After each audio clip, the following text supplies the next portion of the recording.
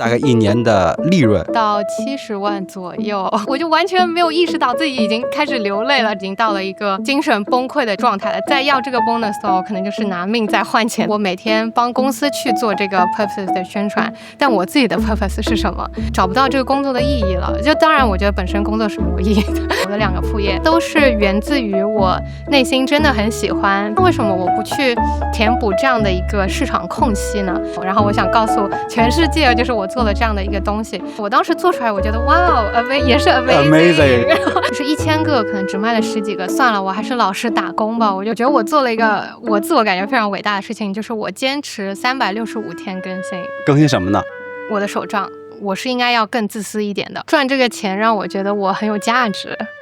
这次的采访嘉宾是 Amy。 那1年半以前呢，她作为频道的观众加入了一口新饭社群。那我们有机会在线下见过一次，那时候她刚裸辞不久，开始全职发展自己的文创事业和视频创作。那现在1年多过去了，她的进步惊人的迅速，她的文创事业发展的非常的棒，而自媒体也迎来了起飞。小红书涨到了10几万的粉丝， YouTube 也有超过6万的订阅。那从一个曾经上班到崩溃的打工人，靠热爱副业转型成为成功的创作和创业者，我觉得 Amy 的经历对于很多正在 struggle 想找到一条出路的年轻人来说是一个特别好的参考。那2025年4月一口稀饭上海见面会上呢，我们再次相见，我就跟他录制了下面的对话，复盘了他是怎么做到的。那这个播客中间没有广告，那如果你想支持我呢，欢迎查看评论区的赞助链接，或者加入一口稀饭社群，和像 Amy 这样的来自全球的同频者一起阅读、见面、产生连接。好，我们现在开始。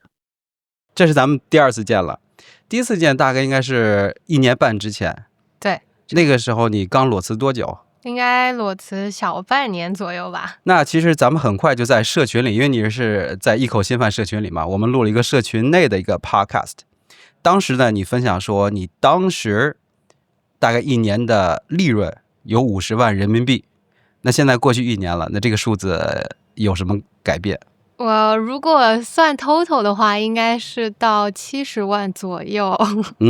因为你在社群里，然后咱们有合作，所以其实我一直是有在观察你的，然后发现你很快你的这个社交媒体，因为在中国的这个小红书，你就涨到已经现在多少粉丝？现在13万吧，也不算很多。13万很多了，然后花多长时间涨到13万？应该大概就近1年的样子，我觉得。OK， 有一个起飞，然后我就发现这1年你变化还是蛮多的。然后正好这次来上海呢，咱们有一个聚会，我就想抓住这个机会跟你聊一聊，聊聊这段时间你的这个成长跟改变。我相信会跟我们第1次聊的时候有很多的不同。然后呢，我觉得这次访谈呢，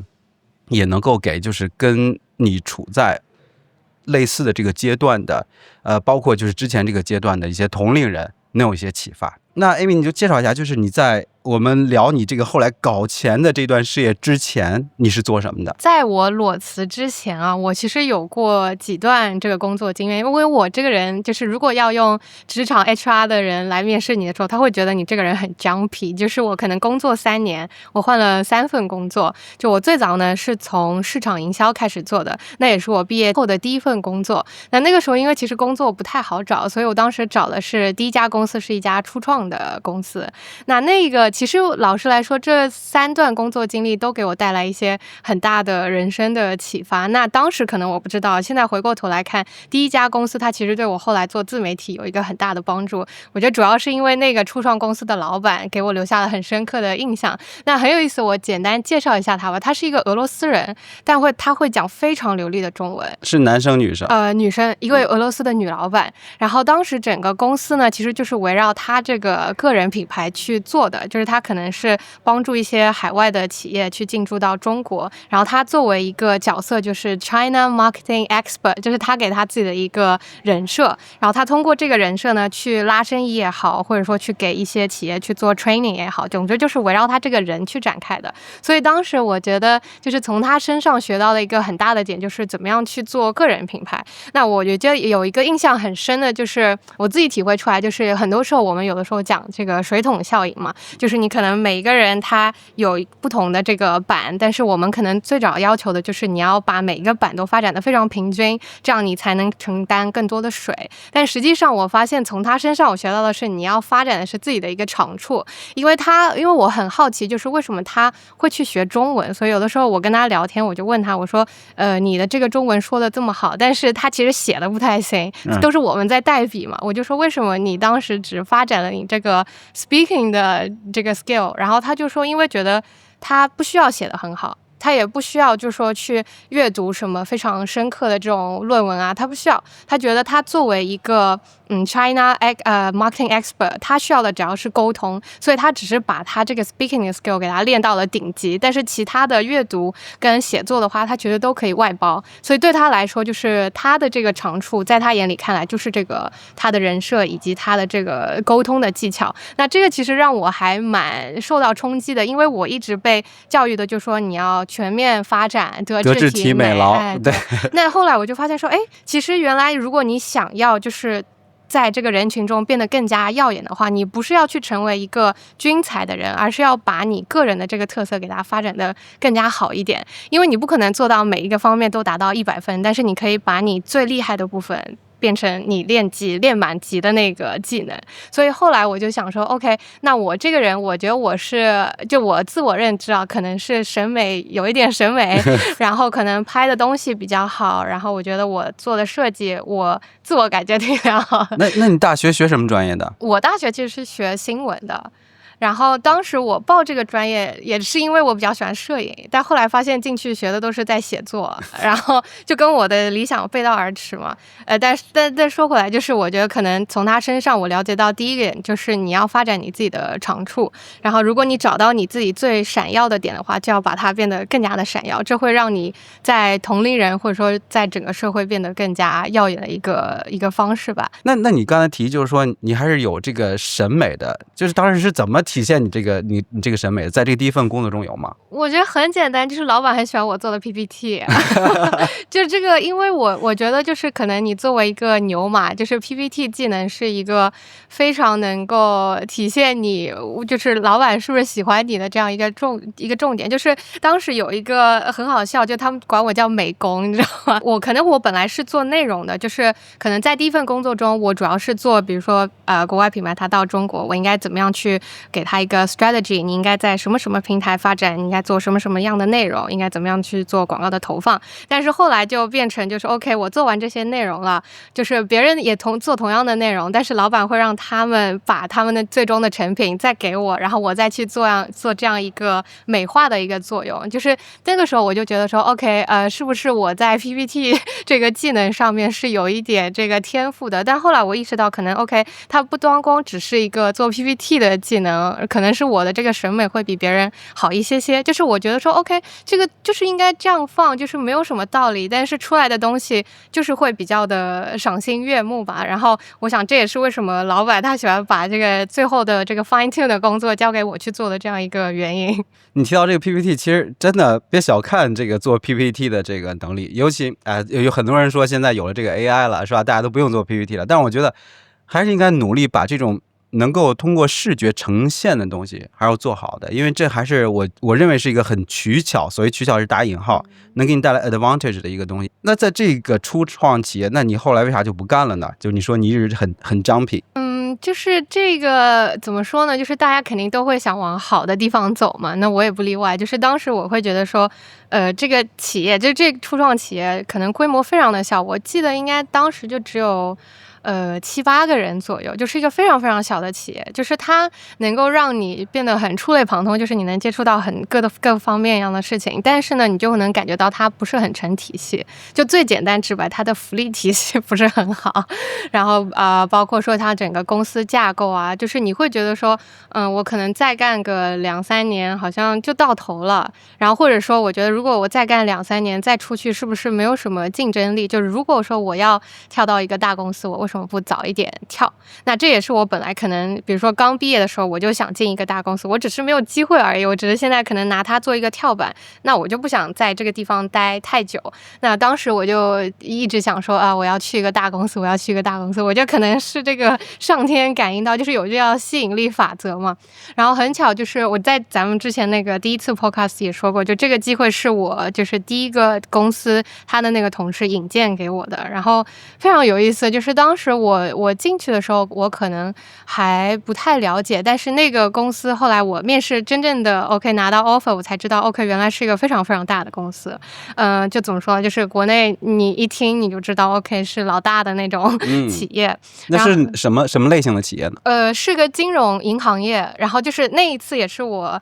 不知道为什么就进入了这个金融圈子的一个机会吧。然后也是我觉得说，我觉得还跳得蛮大的一个跨度，对我未来的职业发展，我觉得也是一个很大的帮助吧。就可能在我那个时候看来，但那一个公司呢，就属于有点像我从一个小白兔突然跳进了全是大灰狼的一个圈子。所以你做什么呢？你原来学新闻，然后你在之前那个做美工，那你到了这个金融这里面做什么？他做的是比较传统的那种后台的叫 PR， 我们叫公关嘛，就是可能主要负责在一家公司里面你去帮他撰写一些新闻稿，这其实跟我的专业非常的对口。然后他可能领导会更看重我，就是说他有一个英语比较好的技能，然后你可以做一些这种英文新闻稿的一些采访啊，然后帮领导去撰写一些这个他的演讲稿这样子的一个工作内容。就总的来说非常的文书，就非常的文书。当然这两个工作我觉得非常的差异非常的大，因为前一份它可能是比较有创造性的，就是你需要去帮客户想一些非常有创意的 idea， 去帮他推广他的产品。但是你进到这个我们说的叫一个中资投行啦，就是它可能就是一个比较严肃的企业，然后你可能要写的这个稿子都非常的根正苗红，你知道吗？就是这样的一个风格。所以对我来说感觉整个跨度还是挺大的。对。但是在那个公司呢，我觉得是我也只做了1年，就是那我的这个生命可能只够维持我做这1年的感觉。就听你说好像在这里面你说他们都是大灰狼，怎么个大灰狼？就怎么说呢，就可能我这个人是属于在那个部门里面是属于最小的，然后可能也是最涉世未深的那一个，然后在我之上可能就是比我大10岁的前辈，就这个年龄跨度你就可以知道他们经历过的东西要比我多得多。然后我觉得我在前一份初创公司学到的东西并不能 apply 到这个公司里面，所以在这个公司做的1年，我觉得是我比较痛苦但是也成长很大的1年吧。就是怎么说呢，你可以进到这个公司之后，就是所有人他都这我不能说叫小看你吧，就是大家会觉得你是一个小屁孩啊，就是小看你。对，就是 OK， 所有事情就是你有事情了，你是第一个背锅的，然后呢没事情了，那所有事情都先到你这儿来，就是这样一个角色。但是我只能说这1年的话，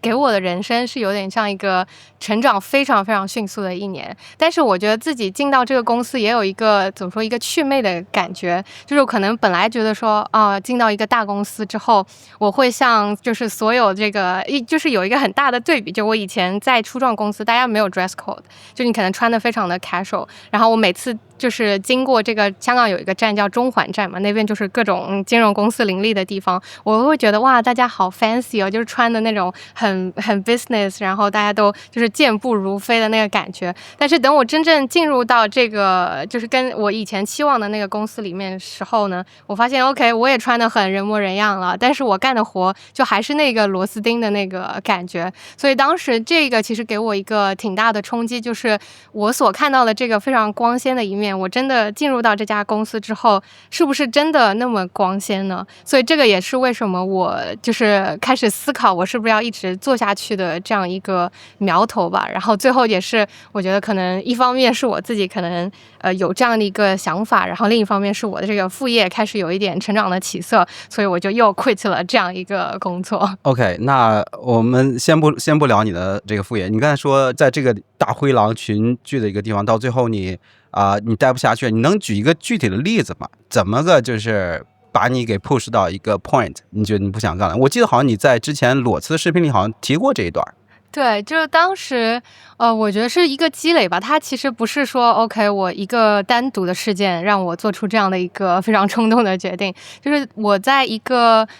非常高压的环境下，我记得很清楚，当时就是有一个 task 他交给我，然后这个 task 其实不是我本职应该做的，就它不在我的这个 duty 范围之内。但是另外一个领导呢，他可能要的比较急，然后这个整个 department 里面只有我是最小的那个，所以大家就有这种临时的活，他会交到我的手上。但是我本来期望的是，可能我会得到一些 guidance， 然后或者说你应该告诉我这个应该怎么样去做。但是后来我就发现说 ，OK， 在这样一个环境里面，你是要自己去摸索的，就是没有人会告诉你应该怎么做，你只要硬着头皮去做，做出来什么再说就是了。但当时我就觉得说 OK， 我毫无头绪，然后又有各种其他的事情接踵而至。然后那一天我记得印象很深，就是大概我加班到了晚上11点钟，然后办公室没有人，只有我的那个小工位头上亮着一盏灯，就有点像一个舞台中有一个聚光灯在这，但是你是一个非常悲催的一个形象。然后我当时已经是做到一个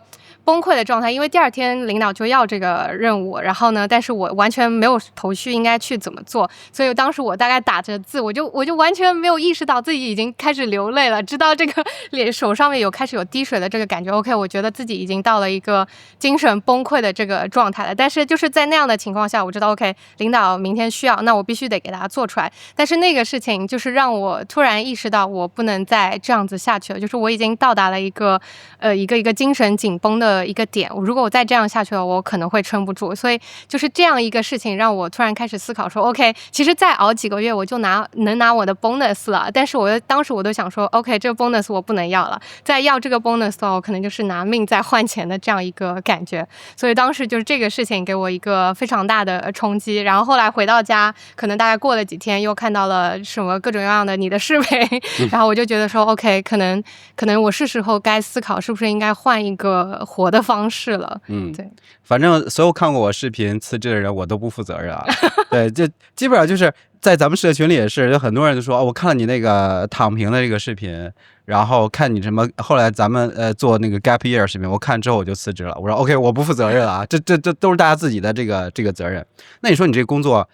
那么的忙，那你怎么还有时间搞副业呢？这个副业是什么？当时其实我一直在同步做我的自媒体，这个其实在我刚进入职场前我就开始做了，但是可能也比如说工作压力大的时候，我可能会更新的稍微少一些，然后工作压力稍微小一点的时候，我就再更新的多一点。在哪个平台上？当时是在 B 站吧，然后那个时候 B 站还是比较蓬勃发展的，然后现在也很蓬勃。对，现在也很蓬勃。然后那个时候也会有很多收到观众他给我的一些留言，就对我来说可能一边是阴，然后一边是阳，就是有这样的一个平衡的话，我会觉得稍微要好一些，就是你可能把自己的能量传递出去的同时，也会收到一些很好的反馈，这个是我觉得能够平衡掉职场上的一些压力啊，或者说负能量的这样的一个举措吧。然后那个时候呢，我也自媒体的内容可能主要就是发一些生活方式类的，然后还有包括就是我做的一些手账，因为这个是手账内容是我做自媒体的一个发家的一个东西嘛，所以我也一直有在坚持做这样的一个内容。那当时呢，我就看到说 OK， 很多我们做手账的博主，他可能转行去做这个生活方式类的内容，然后这样因为一方面可能大家有这样一个流行的趋势，然后另一方面是它的商业价值比较高，就是那个时候你可以接一些生活方式类的这个商业合作。那时候是几年？那时候应该是18、19的时候。18、19年，就是你做自媒体的时候，比如说现在很多人只要一提做自媒体，那第一个目标就是我想将来要赚钱。那你当时刚开始做的时候，你的 master plan 就是说我要靠这个东西赚钱？那时候其实完全没有，就是可能最早大家都是为爱发电，就是因为你没有看到它的这个商业价值，因为那个时候非常早，就大家可能就会觉得说，我只是喜欢，我只是喜欢拍视频，然后我只是想要把我的这个生活分享出去，或者说得到一些共鸣啊，或者说给大家一些我的一些人生经验的分享。但是大家当时其实我能说就是最早做国内 vlog 的那一批，可能没有想过说它有什么变现方式。都是你可能做着做着，突然有广告商来了，你才发现哦，原来做这个东西是可以赚钱的。然后但是你可能我觉得说，就它可能只是靠一个内容变现，或者说你是有一点被迫的一个事情吧，就是你必须得贴一块狗皮膏药在你的内容上面，这其实并不是我很想做的事情。所以那个时候我看到说 OK 有这个手账博主他转行去做生活方式的 vlog， 然后同时呢他又没有丢掉手账这东西，他把手账做成了一个自己的品牌，然后我就发现了他这样的一个路径，我想说我说那我是不是也可以走这样的一个路子，因为我并不是特别想在我的这个影片内容中去植入一些这种广告的合作，所以我就想说那我是不是也可以发展一些我的这个所谓的，当时也没人知道那叫副业，就是发展一些我的这个小品牌，或者说做点自己的小东西，然后这个是为什么我开始的这样的一个由头。那你在要辞职的时候，那这个副业，这个自媒体有给你带来收入吗？是有的，是有的，但是那个时候我只能说它不足以支撑我，就说 OK 完全靠这个去做，就是我没有勇气说我完全放弃我的这个职业规划去做这样一个我觉得当时看起来还不是特别稳定的一个职业，因为我当时想说 OK 我既然进入了这样一个大公司，我已经有一个这样的背书了，我不能浪费掉它，就是我在这苦熬了1年，我的 CV， 所以还是心有幻想的。对对对，我就心想说我的 CV 好不容易变得这么好看了，我说就这样放弃我的这个职业生涯，我觉得不是特别的合适吧，或者说投入产出比我已经投入很多了，我不想它就这样子沉没成本变成一个沉没成本，所以当时我就还说 OK 我要两手抓，我说我两边我都不能放弃，就是有一点贪心吧，但我觉得可能也是两边的给我的这个安全感都不是很足，所以我要两边都一起在齐头去做，我才能达到一个我感觉上一个比较安全的一个状态。我发现你是一个挺善于观察的一个人，特别有心的一个人。那你在这个第2份工作当中，这个都是大灰狼的这个环境当中，你就没有就是观察到一些新的东西，学到一些新的东西吗？我觉得其实我现在回想起来，我一直印象很深的一句话，就是我当时的那个领导，就是他跟我说的一句话，就叫做事轻重缓急，做人青出远近。当时刚面试我的时候，他就跟我说，他说 Amy 其实做人做事其实就这4个字，就是你不管做事的话，你要分清楚你所有的这个先后次序，你做人的话你也要分清，就是你是不是应该跟他深交，或者说你们只是点头之交，这个是你要在工作不管是生活中你都要学会的这8个字的真理，就是他告诉我的。就虽然我觉得可能整个工作环境非常压抑，但是他给我的这8个字，我觉得已经成为我就是人生中的一个至理格言吧，应该是这样讲。OK， 就是首先这个大领导是你半夜打报告那个大领导吗？是同一个人吗？算是。那我就想问你，你有没有这样的一个例子？无论是在当时的那个工作中，还是说你后面，就这8个字怎么去guide 你的一些行为的？我觉得可能在做事这一块，我可能比较有这个就是实际的这个经验，因为其实不管是在上一份就是我说的那份工作中，就是它其实会有非常非常多的事情，就是领导的优先次序也非常的重要，就是你要根据大领导、小领导，就是你要去排他们的顺序，对吧？你才能够做好自己的这个优先次序。然后其次就是像比如说现在做我所谓的这个自由职业，就我的这个自由职业可能工作内容还挺多的，因为我还是同时在做这个自媒体，另一方面也在做我这个品牌。那很多事情它一起过来的时候呢，就我们就是有一个像我们这种 J 人啊，就是会很爱排次序，比如说你这个事情分紧急不紧急，或者说重要跟不重要。然后有的时候比如说品牌它在追着你要出稿子的时候 OK 你就必须得把它放到重要且紧急的这个事情当中。那像文创的这个跟工厂的对接，那我觉得就可以把它稍微往后放一些。那这个其实是我觉得在工作中，不管是当时的那个情况，还是到我现在的这个情况，对我来说都是一个时间管理上的一个学到的非常重要的事情。如果说没有这4个字的话，可能一锅乱起来，我自己也会非常的没有方向。所以就是你后来做了很多关于时间管理效率啊，包括 Notion 的一些用法，都是源于这个领导的这8个字中的对这个启发。你说到这个赞助商追稿子，如果赞助商追我稿的话，我就直接他是不重要。对，我就 delete，你就以后不要再来找我了。那你当时辞职的时候，你是怎么跟领导说的？还是说 nobody cares？我觉得可能在我眼里是大家应该会蛮痛惜失去我这样一个小将，但是可惜可能在他们眼里就是 nobody cares， 就是可能对他，我觉得对大公司来说的话，可能你是非常容易被替代的，但是我在我自己的人生当中 ，OK， 我是非常重要的，所以当时我跟我的领导，其实我就非常简单，我就跟他说，我说我有这个求学的意向，然后所以我可能希望就是离开职场一段时间。对，虽然我并没有求学的意向，但是我就是以这样的一个比较冠冕堂皇的理由说提交了我的这个辞呈。当然后面其实我也有想过是不是要再继续读书，但是我觉得可能以这样的一个名义去给领导提的话，他可能会觉得更加容易接受一些，在我的角度看来。所以领导就说 OK， 那你去吧，没有任何挽留吗？他当时有挽留，但是我觉得他可能给到我的一个挽留的这个条件不够的吸引我，所以还是有给你去提 offer 的。有，然后包括说他可能会觉得说，他提了 offer 之后，我没有办法，我没有给到他一个 yes， 然后呢，他可能会说，那你要不要再多留几个月，等到这个 bonus 来了再走？OK， 当时我妥协了。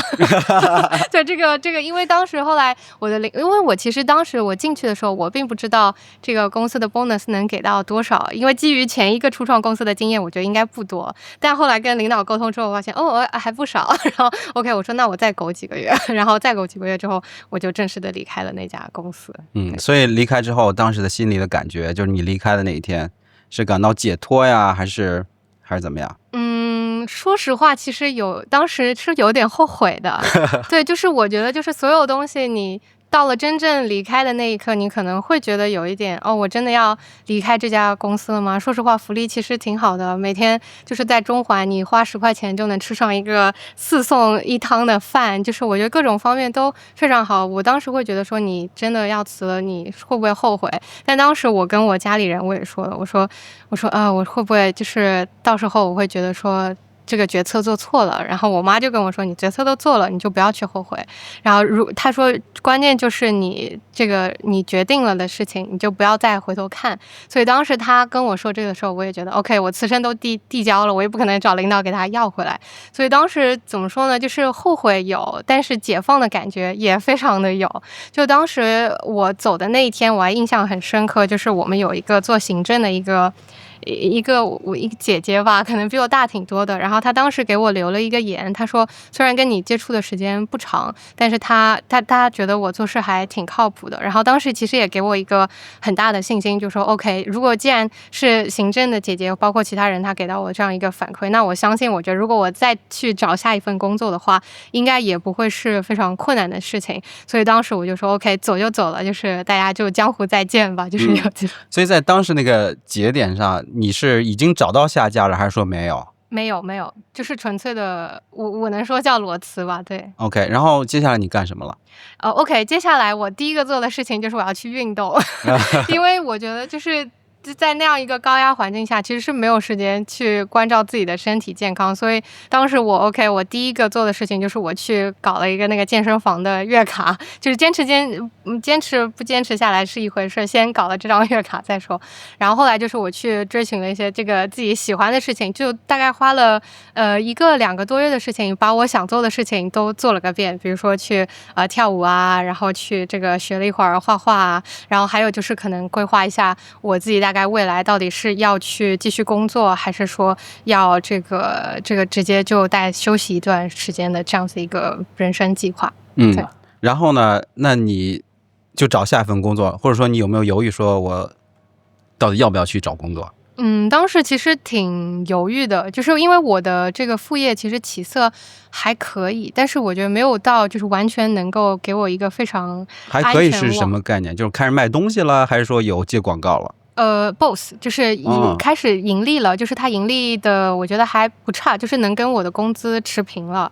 就是跟我当时辞掉的那份工资持平。然后其次就是接广告的话，它可能不定时的会有一些广告商，但是整个因为我上一份工作很忙，所以没有持续更新，就 flop 的很厉害。所以然后同时间大家这个其他做这个自媒体的博主也越来越多，所以我有感觉到做自媒体这一块竞争很大。然后我的这个文创副业这块呢 OK 是平稳的，但是我觉得没有到一个能给我建立一个安全网的这样的一个程度，所以我当时其实也在非常的犹豫。然后我就趁那个时间 OK 我说那我先回趟家吧，然后后来我就先这个回了上海一趟，然后结果正好就是那个时候是疫情的阶段嘛，就是也没有说特别好找工作，所以我就有一搭没一搭的先投着，然后看有没有什么合适的机会，如果有的话我再去做下一步的这个决策。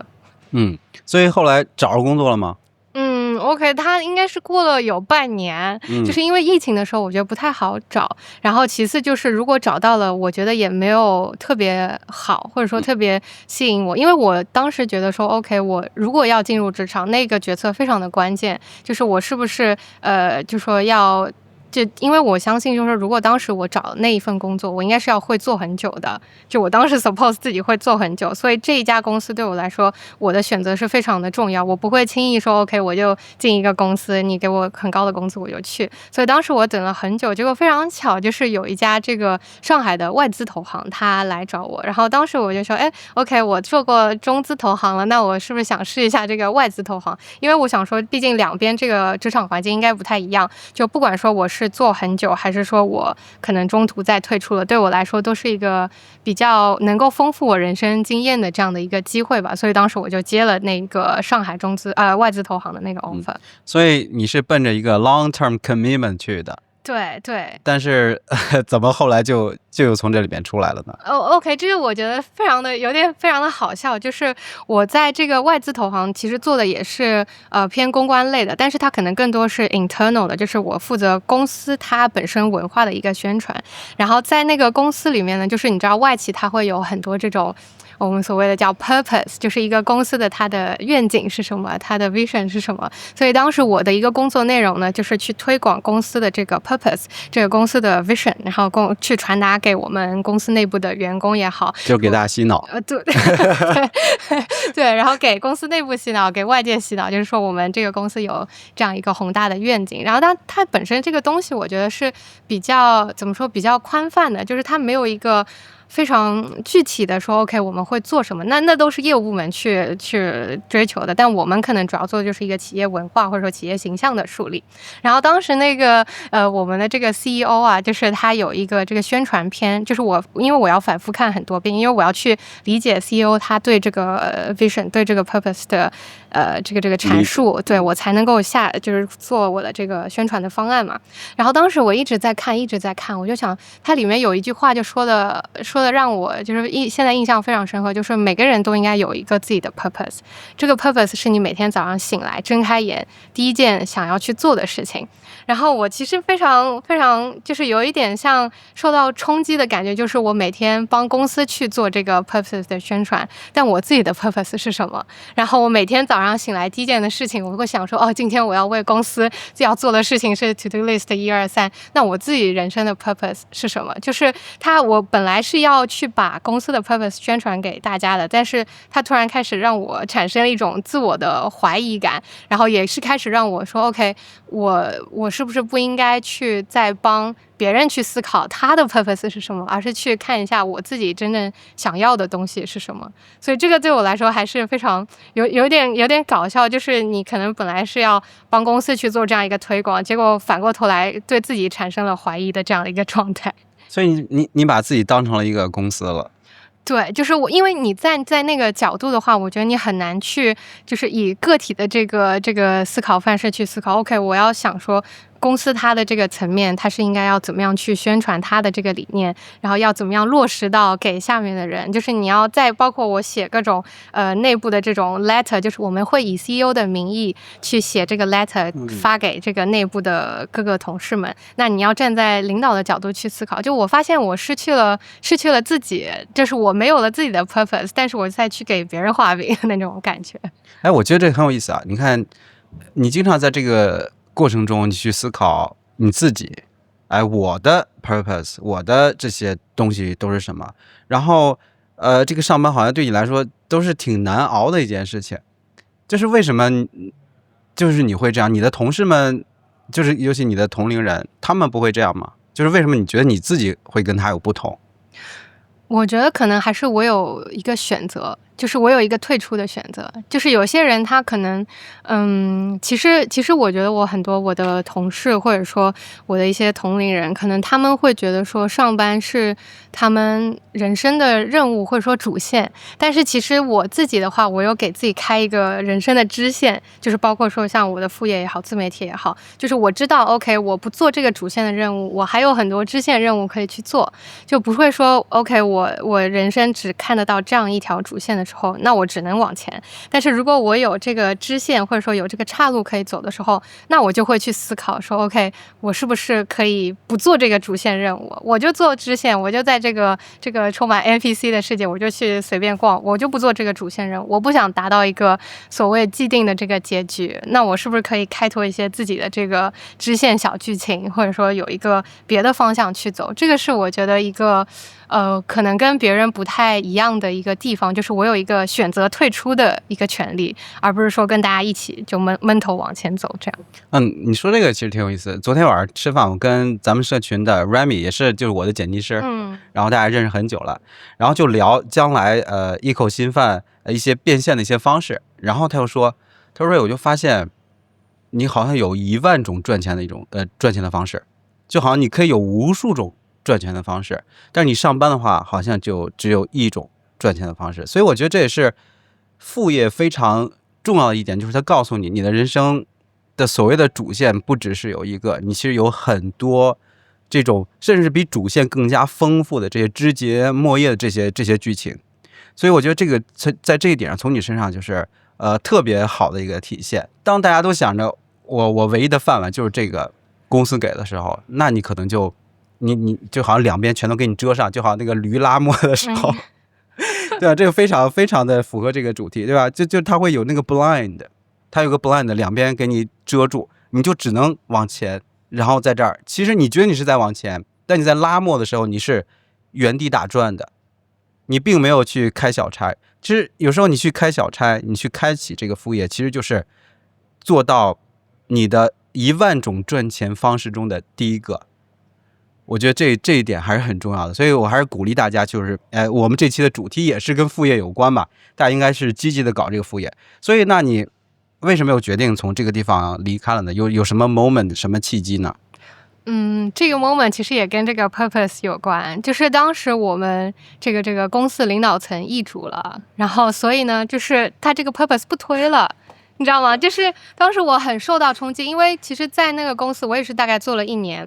然后大概我花了大概10个月11个月去推广这个 purpose， 然后 OK 我算是理解了这个 purpose 了， OK 我已经 fully understand， 然后我知道怎么样去推广了。后来领导层易主了，这个 purpose 就作为这个叫什么所谓的遗产，就是你不能再碰的一个遗产，因为你要去做一个新的东西。然后我就想说啊，原来这个 purpose 是这么容易被推翻的吗？然后那我过去这10个月我在干什么？就是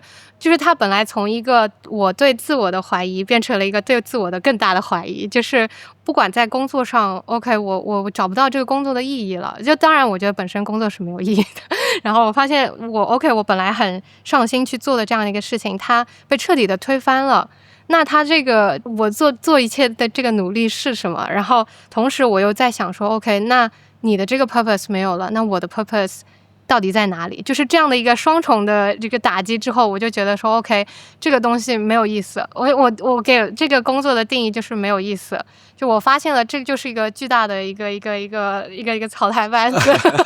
然后我想说啊，那我在这就是仿佛就是一个 NPC， 就是一个没有自我、没有主见，就是你叫我干什么，然后你叫我不要干什么就不干什么的一个巨大的草台班子。然后我就觉得说 OK， 这个东西没有意思，我不想干。然后你提到这一点，让我想起了一个电影的一个桥段，就是阿甘正传，他来回来去跑，从东海岸到西海岸又跑过来，突然有一天他停止了，然后但是他后面已经聚集了很多的 follower， 对，然后说，哎，我们怎么办？那阿甘你爱怎么办怎么办，他就自己就回家了。所以其实你刚才说到一个，很多人可能不赞成，你说工作，你认为工作是没有意义的，很多人会说 no no no， 它是有意义的。其实很多这一点，很多人也跟我去所谓的辩论过，去说过，也反对过。我觉得他们说有一定的sense。他说啊，你看我的工作是很伟大的，我是创造价值的，我是有意义的。但是这里面有一个很重要一点，就是你刚才说这个 mission 到底是谁的 mission？ 这是公司的 mission。比如说 Elon Musk 你说他的 mission 可以是说推进新能源、可再生能源的、可持续能源的一个普及，但是不代表 Elon Musk 突然哪一天说 OK 这个 mission 已经完成了，或者说我要改 mission， 大家都应该去火星，或者说他现在去搞政治。那这个时候你会怎么办？就好像大家都在追着这个阿甘，你是有一个 mission， 或者你想象中那个 mission， 但是突然他停了，他改变的时候，那你怎么办？所以别人的 mission 永远是别人的 mission。 所以那你发现你找不着你自己 mission， 然后呢就说不干了就 quit。 那这时候 quit 有跟领导说，领导有什么反应吗？还是说新来领导说不 care？当时其实领导他也有挽留我，就是我每一次quit，领导他都会，我不知道这个是不是职场大家就是做样子的事情，但是就是领导他也会说，就是他有问我离开的理由，但当时我已经不好再编去求学的这样的一个方式，我就说我可能想做我自己想做的事情。那领导他有没有什么再挽留你的这个？他给你提 offer 了吗？提了 offer 所以你刚才说是不是职场中大家就是做样子，有一个判断标准，就是他有没有给你更多的钱。就这么简单。他要给你更多的钱，那就是这是真的。如果没有说哎呀 Amy 可好了，这个特靠谱，这你走的时候对公司一个巨大损失，但是只字不提钱，那就是一个客气。 OK。 然后那你有犹豫吗？我当时这一次其实完全没有犹豫，因为就是当时我跟上一份裸辞不一样，是我觉得我看透了，看透了，就是我觉得这个职场的这个环境，第一它不适合我，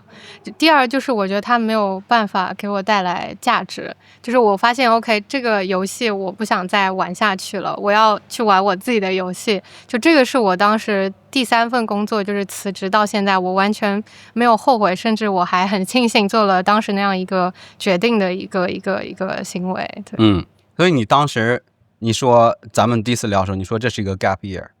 然后当时1年快结束了，然后你说再继续 gap 下去，但我总觉得你还是有挽留，就有一个 option， 就是也许我哪天可能我混不下去了，我还回去上班。那你现在还有这个念头吗？完全没有，完全没有。甚至说把你可能觉得把你放，就是比如说你自媒体干不下去了，你这个 OK knock on the wood， 就是你自己这个创业项目做的不行了，这种情况下也不可能吗？我觉得应该不会。我觉得如果真的到那个时候，我应该攒够一定的退休基金。OK，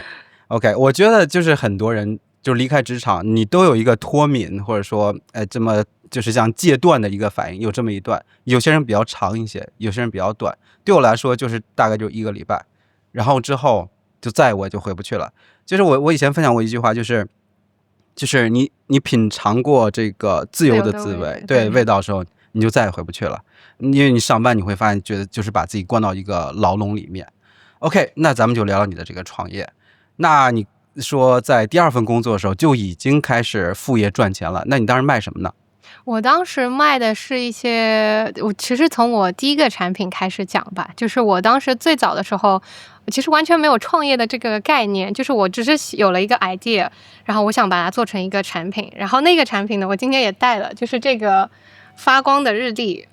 我不知道大家可能不知道有没有刷到过，就是这个我好像刷到过。当时我其实想做的是什么呢，就是我觉得大家的日历都做得非常的无聊，然后我想说我是不是可以做一个它会发光，然后同时你也可以，就是它其实有一个笔了，我今天没有带，就你可以在上面写，然后你也可以擦掉。那这样的话我会觉得 OK， 我把它带到办公室，我有一个 OK 上班的仪式，我给它亮起来，表示我在工位了，然后我下班的时候我就给它关掉，表示我已经下班了，别来找我了，就是这样的一个感觉吧。然后我就想说那是不是一般情况下都是你想出了一个产品，你网上搜发现大家都做过了，然后这个是非常就你会很打击你。但是我当时我去网上搜，我说我就搜这种叫亚克力板的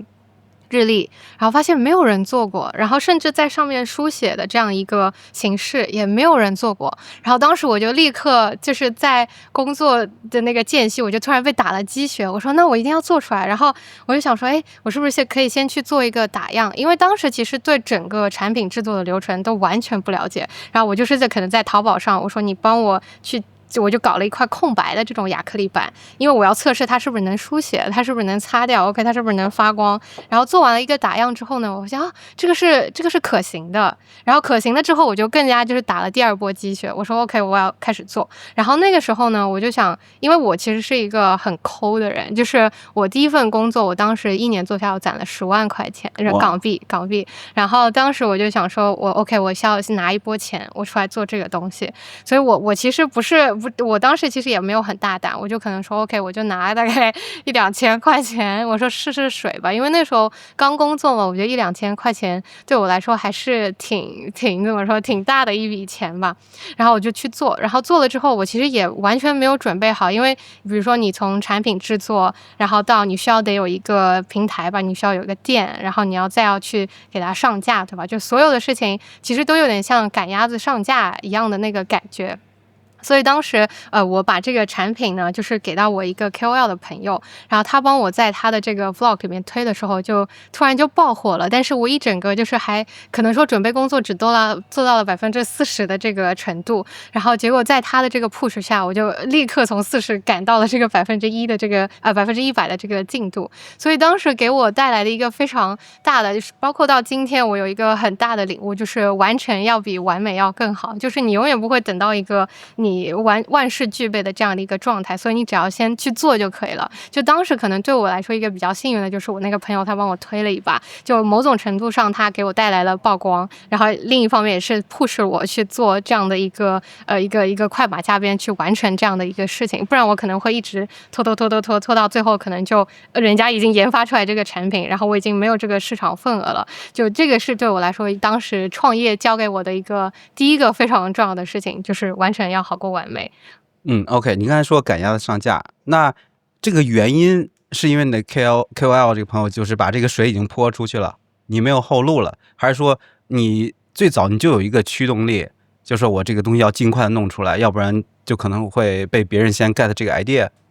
我觉得主要是第一个，因为其实我都没有想很多，我只是觉得说我这个产品很好，我要把它推出去。至于后面会不会有人在做，我觉得应该没有人会想到我这样的一个作为奇怪的 idea 吧。然后当时就那个朋友他给我 push， 等于说就断了我的后路。如果我不上的话，我接不住这个流量，那我这100个可能就卖不掉，对吧？然后所以当时我就赶快给它上架了。然后上架完之后，可能大概没有过多久，1天就把这100个给卖完了。对，所以这就有点像现在说的这个 build in public 的感觉，就一早就把自己给说出去了，对吧？比如说咱们今天announce 一下，就是一口新饭，或者说这个 Amy 的这个 store 有一个什么新的一个产品，可能什么都还没有呢，你 announce 出去你就得去做。其实现在有很多的大家做法就是，比如说我去卖一个课程或者卖一个什么产品，其实什么都还没有的，只有一个 idea， 你就把它说出去，甚至你先去卖，然后呢就断了自己后路，逼着自己去做。但基本上还是你会发现，其实我老说就是经常有人会说你们就是幸存者偏差，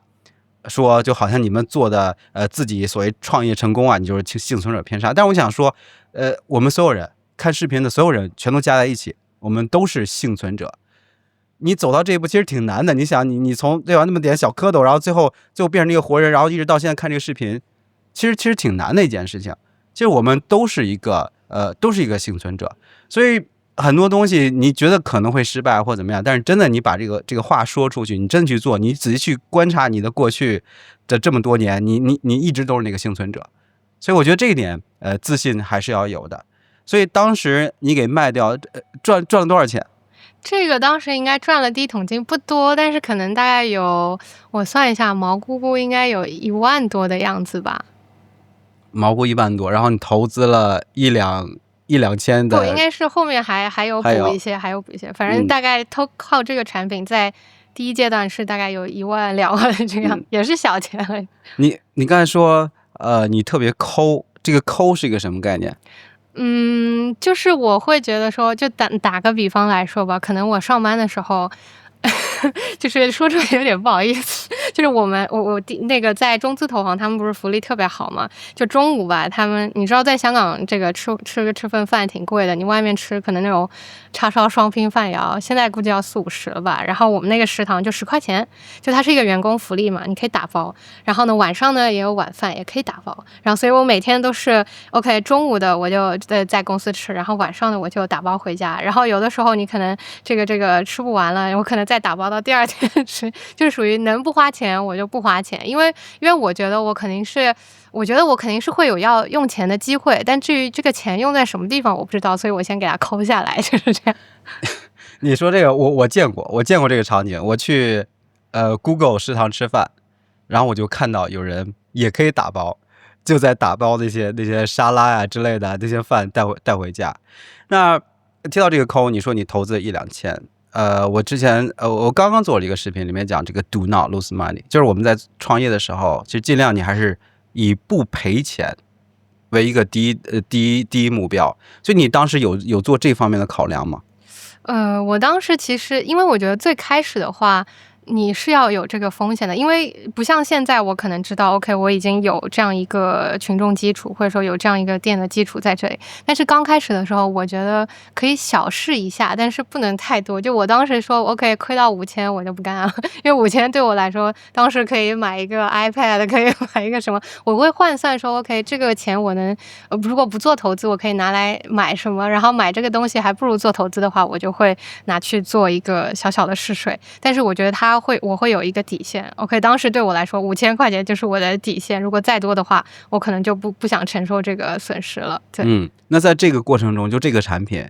这算是你第一个0到1的这么一个过程，完成就是赚钱的这个闭环。对你来说最难的是哪个环节？我觉得最难的应该就是从产品从设计到生产的这样一个环节吧。当然我觉得其实不能选出最难，因为这0到1的过程都很难。对，都很难。因为其实我觉得所有事情可能我们看到 OK 他这个人已经做到了100，但实际上0到1的这个困难的难度指数是1到99的这个几倍。就是包括说比如说从最开始 OK 你可能做产品这是一环，那你后续你要上架，然后这是第2环，第3环你是要把它寄出去，对吧？就包括像我当时我人在香港嘛，然后可能我家里人在上海，然后当时我会说 OK 那这个发货的是不是得找我爸妈帮忙。然后所以这整一个你做下来之后，你会发现就是你可能现在回过头来看是 OK 就小事儿嘛，但你当时做的时候就是完全是从零开始摸索的话，就是一头雾水，就是像个无头苍蝇一样。我觉得每一个环节都非常的困难，但是你只要坚持过来了，就是 OK 都是小事情。到现在对你来说要再开发一个产品，整个这个环节你觉得就是不能说 easy， 就是说你不会就至少驾轻就熟吧，就是你可能只要做过了，我觉得就是一个熟练工的事情。但是如果你没有做的话，它就是非常困难的一个事情。对，所以除了它具体操作很难，我觉得还有一个很大一个部分就是认知上，从你的这个 mental 上这种 challenge 也是很大。其实基本上虽然说都是小事儿，但每个环节都是对应着一个大公司中的一个部门，好多人在做。对，所以我觉得当时可能我非常迫切的想要把这个产品做出来，就是我觉得这个东西很好，我要让别人知道，就是我觉得我这个 idea amazing， 然后我说 OK 我觉得它值得被更多人去看到。当然我觉得它这个后续其实也有验证我这个想法，就是当时我这个产品推出来之后，很多人抄袭，就 OK 我当时心态其实有点崩溃的。但是我后来想别人抄袭我说明这个东西很好。就它被抄袭到什么程度，就是我在 YouTube 上面看到人家开箱就开了一个这个盗版，然后我说已经就是抄到国外去了这个程度。但是我可能心里还是有一点窃喜，觉得说我当时做这个产品出来还是非常非常有创意的。所以它就是可能当时这个过程非常的痛苦，但是它带给我的这个正反馈我觉得还是可以足以抵消的。所以你觉得你搞了这第一个，你还能搞第2个、第3个、第4个？对。所以你辞职之后，最后一份工作辞职之后，你就来专心的干这个，还是说有别的 plan？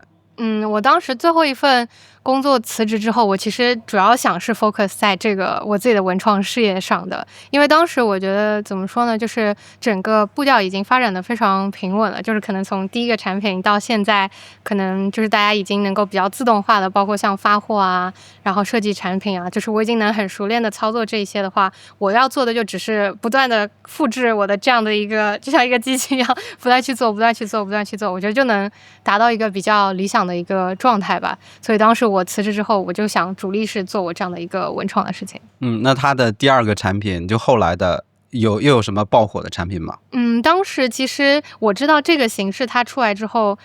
其实这个市场反馈还是不错的。所以，但是它有一个问题，就是它有这个产品它是有生命线的。生命期的，就是日历这个东西，你过了这个年末，或者说可能10月份开始卖，你可能只有2个月的生命周期。OK， 那我当时是大概我印象很深，应该是10月份就开始卖了，但是卖到年底之后，你发现没人买了，然后或者说就是当时我可能已经能够承担一部分的这个库存损耗，就是可能100，可能卖了500个，最后还剩下50几个 ，OK， 我就不要了，对吧？但是我没有，如果不做新的产品的话，你这个品牌或者说你这个小副业你是跑不起来的，你就卖完这个东西 ，OK， 那就一潭死水了。如果你不做新的，所以后来我又做了大概第二个产品，然后第二个产品呢，它也是这样的一个形式，因为我想说 OK 这个火了，那第二个肯定也能火 ，OK， 事实证明它确实火了，就它是一个比较常青的一个产品嘛，就是它可能是一个记事板，就是你可以每天都能用，它没有一个说年份的局限，或者说你这里有吗？今天没有带，因为那个东西已经不生产了，已经不生产了，因为被抄的太多了。对，然后那个产品出来之后呢，也是非常的火。然后，但是呢，你要知道，就是你不可能一直都做这样一个亚克力板，做这样的一个发光的日历。所以后来我就开始去找回我的初心，因为我本来是想做手账产品的嘛。然后当时呢，我就想说 ，OK，就是我要做一些这个文创相关的内容，这个也是我个人比较喜欢，然后或者说我觉得我自己有优势的一个地方吧。所以呢，当时我因为我自己混这个手账圈，我知道就在我们那个文具圈里面有一个东西，它就叫印章，就是我也带了这个样品，就是这个呢，它是一个就是你可以做一个生活记录的，就是它可能你很多印章你印下去 OK that's it， 但是这个东西呢，你可以比如说自己再填一些东西，假设这里是 reading tracker， 我们这个读书会的时候，你就可以比如说读一本书，你读到多少，我觉得有这样的一个记录的仪式感，然后或者说像这种支出啊收入，这个是我很喜欢的，因为我很喜欢勾这个收入的，说明我有这个钱进账，然后或者说你有支出的话就可以填，就这种东西就在当时的话其实国内做的不多，然后包括像印章的这样的一个品类其实也没有很多人做，然后当时我利用了一个就我觉得是我的这个不平等优势吧，就是因为我是在香港嘛，就是你可以看到很多这个日本的这个作家，就或者说你可以在外网看到一些很多的这个其他国家的作者的作品，然后当时我就发现说，我说这个日本的他们这个有一个印章叫三光堂，然后他们的很多就是出这种自己可以记录，就不单只是印下去的这种印章，我就觉得很有意思，但是国内没有人做，然后没有人做的同时呢，很多人他去代购日本的这个印章，它卖的很贵，然后其次就是你卖的很贵，你也不一定能买到，所以我就想说，那为什么我不去填补这样的一个市场空隙呢？所以这个就是我觉得利用了我自己的一个小小的不平等优势，就是我觉得我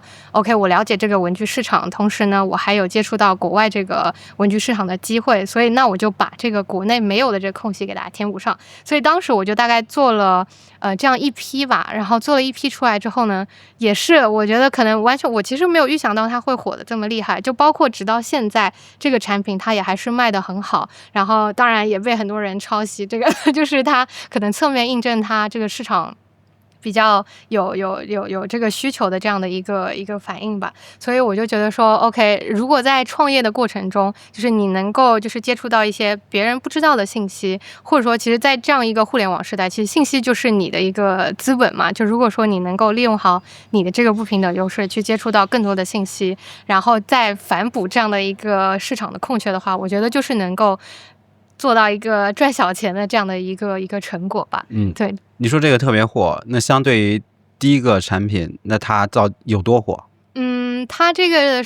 火到什么程度呢？就是因为它这种我觉得是属于有周期性的，或者说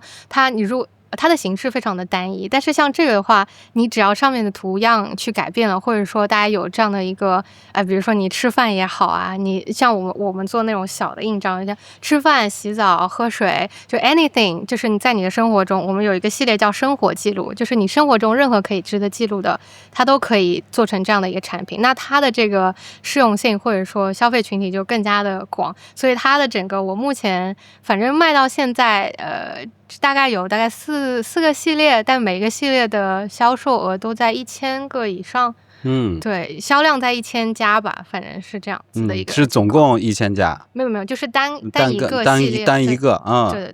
所以包括像后来就是我在有一些这个文具店看到它可能就照搬了这个形式，或者说后面衍生出来很多类似的，就是我觉得可以侧面反映说，就这样的一个形式，它是比较有这个市场的这样的一个东西。那你刚才提到了这个不平等优势，那这个概念你是怎么去定义的？或者说你是最早从哪儿听来的？当时其实我是看了一本书吧，后来我一开始不知道 OK 原来这个产品就是印证了我的这个不平等优势，是后来直到我看到有一本书，它书名就叫不平等优势，然后它在里面其实有一个它的公式，就是你可能可以从各种比如说你的家庭背景啊，你的 skill 啊，然后你的各种方面，就是你去分析你自己这个人，你有没有什么比别人不一样的地方，或者说比别人更好的地方。就像我刚才说到我第一个俄罗斯女老板的故事，她就发现可能自己的那个 skill 是在这个沟通，或者说他口才非常好。OK， 他找到这个不平等优势，他又去放大。那对我来说，我的不平等优势可能就是我对这个国内市场我有了解，那同时我能接触到更多这个国外的信息，或者说非国内的这个信息的话，那我就能够就是所谓的这个引用，就是把我的这个所看到的东西给它引用到国内市场来，那做一些国内市场没有人做的事情，那我觉得就能够打这样的一个信息差，去完成一个我的这个优势放大的一个功效。那你刚才提到就是你在这个文创圈子里头，就说本身对文创你是十分热爱的。那我其实为什么要提这个呢？因为很多人会说我也想去做电商，但是我不知道该怎么去选品。但我从你身上发现你的另外一个不平等优势，就是你实际上是有一个自己热爱的一个 community， 一个小的一个圈子的。也是我们这个月咱们大家都在看书，其实你以前也读过，我知道。这我们第一次见面的时候，我们还聊那本书，就是小而美，对，那个 minimalist 的那个entrepreneur， 它里面就提到了，就是 community， 就所谓的 community 就是你自己是属于哪个圈子的，你在这个圈子这个里面，你才能知道大家喜欢什么，大家琢磨什么，包括或者说，其实它是一种满足你自己需求的这么一个概念。对，所以一直到现在，我就问你，你现在做这个文创的这个生意，那你在这个圈子里，这个叫手账。你看我其实原来我都不知道什么叫手账，手账干嘛的？是记账，记今天花了多少钱。我原来一直以为手账是那种记账的那种感觉，后来我才知道，哦，原来是这样的。其实到现在我也不一定很 get。所以你看，对我来说，我要去做一个这样的产品，其实就很难。我是为了做它而做它。所以我就现在就问你，你现在在这个 community， 就是你现在也是每天都在用你自己这个手账的？对。你有带你的手账之类的？今天没有。对，因为那个我觉得里面会记比较私人的。对，但是我觉得就是这个也算是一个优势吧，就是我觉得我对这个东西我是真的很喜欢，就是不管就是我觉得可能很多我类比一些什么大的企业，就可能他可能做到最后他是为了盈利，但是我可能就说 OK， 我是自己真的很想用这个东西，所以我把它生产出来，然后我同时知道 OK， 我如果需要这个东西，那大家也会需要。那我在我了解这个东西的话，我就知道 OK， 我这样的一个群体他们需要什么样的东西，那我再把它生产出来的话，那就达到了这个你需要我供给的这样的一个比较好的一个循环。但是同时呢，我自己也是就像现在我可能每做一个产品出来，我都还是会非常非常激动，就是我说就是可能从一个设计的我可能做了一个设计文稿，等我真的拿到这样的一个东西的时候，我会觉得这原来就是它做成实体之后，我是真的会会想把它带出去用，然后我想告诉全世界，就是我做了这样的一个东西。就所以我觉得这个热情，这个激情，也是你可能创业非常需要的一个东西，就不能让这个东西给它浇灭了你的这个爱好。对，所以还是你要真正去热爱一个东西的。对，所以与其说我要做电商，或者我做任何所谓的创业，我应该是做什么样的产品或者做什么样的服务，还不如说你让自己变成一个更丰富、更有趣的一个人。你有真正热爱的一些东西，你才能有这种灵感。OK， 那不平等优势你里面提到有信息差，然后你说你能够看得懂外文的东西，我知道有英文，现在可能也包含有日文。有一点点日语，yeah。那其实你最早的时候你也提到过，我刚才听到你说你的英文还是不错的，因为老板能看出到你有这个能力。那你的英文是怎么回事？就是你原来也不是学英语专业的。对，就是因为我的那个，我不知道怎么，就我的那个大学本科是在那个北京外国语大学里面，然后首先我们学校它是对这个英文抓的比较严的，就是 OK， 你如果英文讲的不好，你是不配进入这个学校的。然后其次就是我当时因为觉得说，你知道学新闻的嘛，就是大家不会仅限于就是国内的媒体，然后你会想要了解更多的这个外面的世界是怎么样的，然后包括说你可能看到了一些资讯也好啊，然后或者说你会 OK， 你知道了，就像你刚才说的，你品尝过自由的滋味，你看到过更开阔的世界，你是会有更多的这个求知欲。所以当时我就觉得说 OK， 学好英文，就是在以前说学好数理化走遍天下都不怕，但我觉得学好英文可能才是会让你有这个打开世界眼界的这样的一个技能吧。对，我一直以来也这么认为，是我发过一个很极端的一个帖子，我觉得好像其他的，就是你上大学你唯一能学会的，能够让你终生适用的一个知识，可能就是英文，能够持续终生的。当然有一些极端的，但我认为它还是体现了这个英文的一个重要性。OK， 那现在听好像你这个创业，你辞职之后，你这个创业进展一切都很顺利啊，是这样的吗？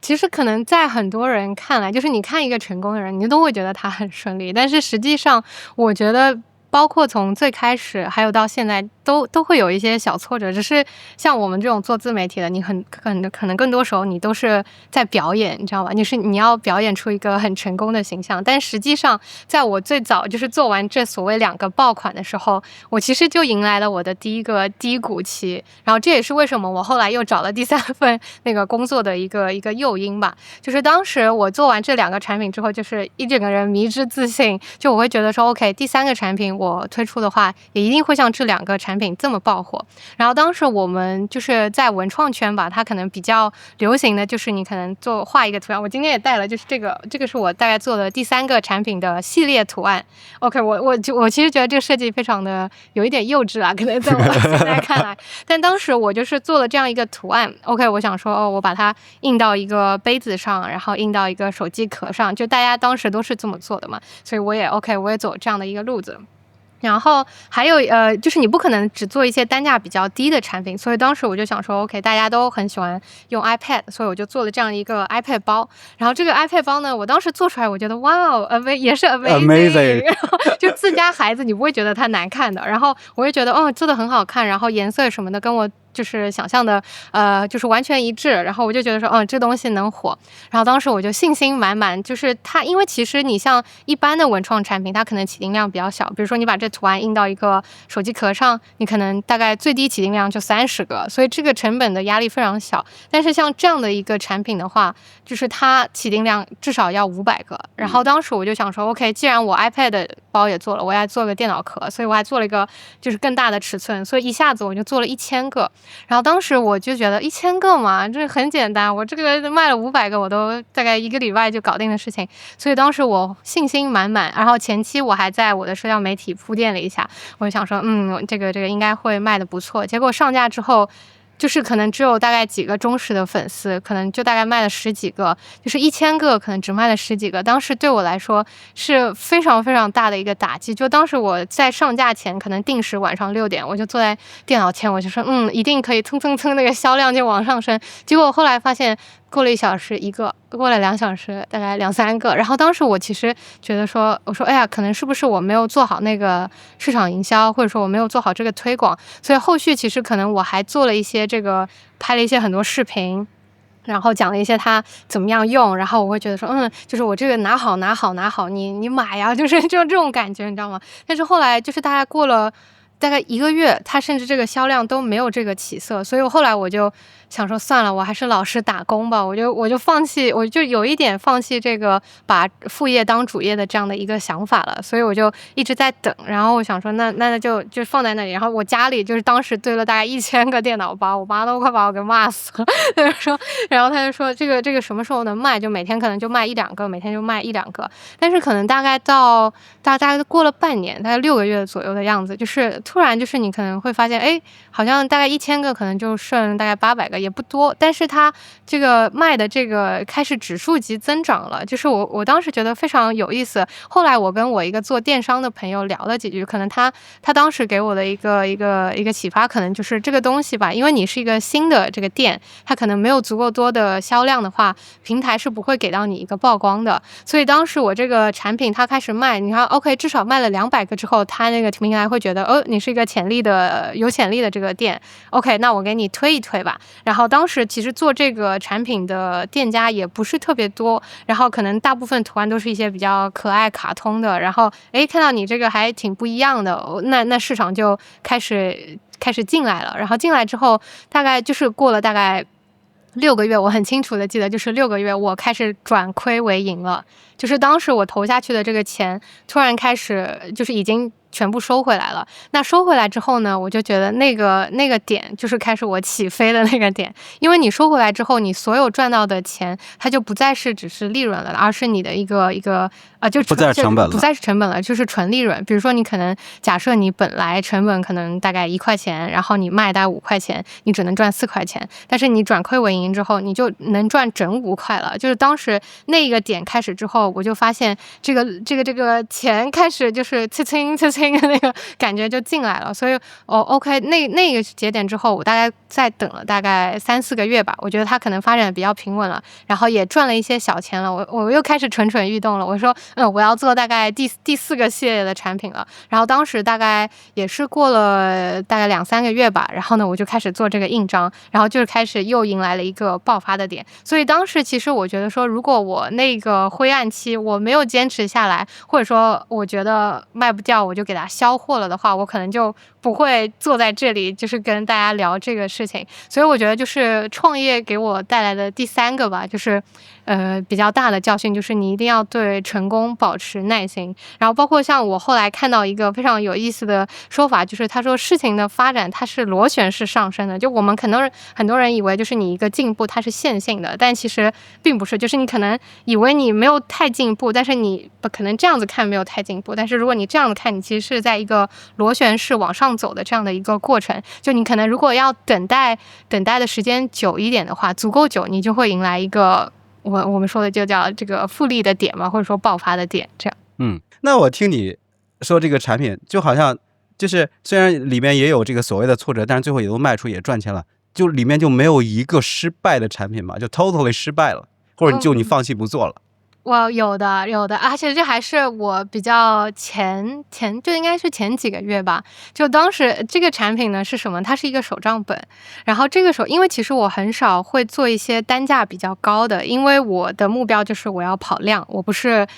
做那种什么我做一个手作然后我卖给你，这很耗时间。但是当时呢，我想做一个就是一个手账本。然后这个手账本呢到了选材的阶段，然后很多我的这个粉丝啊，包括说我的这个以前买过我们手账的客户，他看到这个手账本出来之后，他就建议我，他说你做一个真皮的吧，就是我们一般做这个手账本可能都是用那种我们叫 PU 皮或者说人造革，就它可能那个材质比较便宜，然后我也能够承担得起他去做500个的这个量。但是那个粉丝就说他说这个型很好，他说你能不能做一个真皮的。然后当时呢我就想，其实我自己也想做一个，但我当时做的时候我只是想我自己用，但是我发现这个大家有需求，那我是不是可以做一个？但是它对我来说一个比较大的挑战就是它的成本比较高，就是它一个本子的单价，我说成本啊，可能都上到大概100-200左右，就是看你的这个制作工艺。那我可能售价我并不会卖得很贵，因为我的这个粉丝群体他接受不了这么高的价格。所以当时呢，我就想说 ，OK， 那我做小批量的，我去找人手工做，然后大概做了50个，当然成本也大概不算特别高吧，但是对我来说，就是那50个你就做这么点货，然后又要花那么多钱，还是挺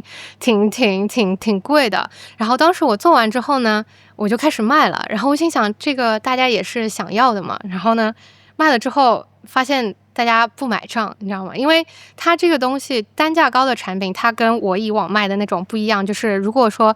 客户有什么问题，我给你退，我给你换就是了。但是像这种单价高的产品，首先我们不支持它退换，因为你退换回来之后，真皮的东西它是没有办法再2次贩售的。然后其次就是你买之前，就是你得这个做好这个，你得知道，就是你是不能退换的嘛。那当时买了之后呢，有粉丝他可能在就是收到之后呢，他会觉得这个东西不好，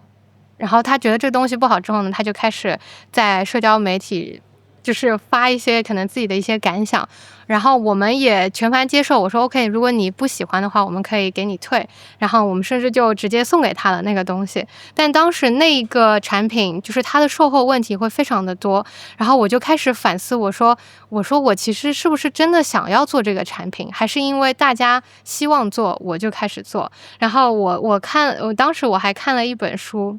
然后包括像也很巧，就是你当时发了一个视频，就是要叫大家去更自私的去活在这个世上嘛。所以我当时我就觉得说，我是不是在做这个决策的时候，就是完全的就以一个非常慷慨的角度说你需要，那我来做，而不是出于我的自己的一个想法说 OK， 我觉得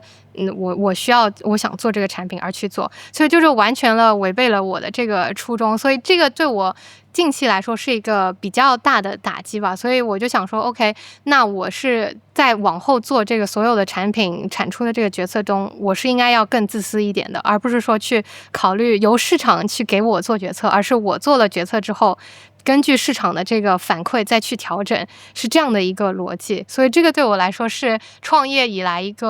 近期来说一个比较大的一个打击吧。那你在创业的这个过程中，还有另外一半是自媒体，那聊聊这个自媒体的发展。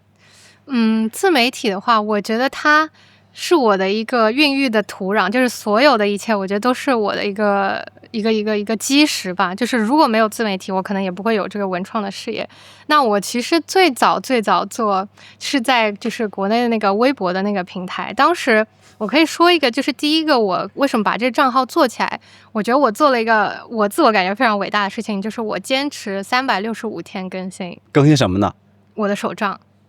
对，然后当时我为什么会想做这个事情呢？就是我会觉得说，那当时正好是我大学最后1年，也比较闲，然后我就想说，然后我当时有一个正好那本手账，它也是一个我们叫1日1页，就是你每天写1页。我心想说，那我是不是 OK？ 我拿到了这本手账，我是不是可以每天我都更新1条呢？去就是做这样的一个产出，然后我会觉得说，如果1年做下来，应该是蛮有意思的一个事情。所以我在这个2018年的时候，1月1号。我就开始了这个日更，在微博上日更，每天发1条，就是到当时我就觉得疯狂到什么程度。有一次晚上，我跟我那个同学在 KTV 唱歌，然后他在那刷微博，你在发手账。不，那个时候我已经定时发了，就是我给他定时发，然后他一刷，他说